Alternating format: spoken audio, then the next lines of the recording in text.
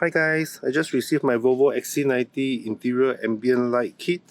Over here you can see there's some light strips here, door lights.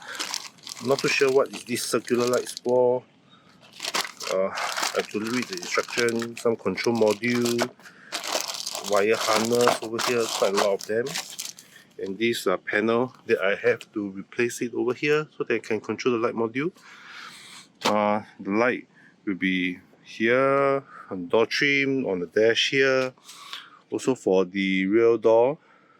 Right, I'll try to find a time to install it and watch out for my next video. Thank you.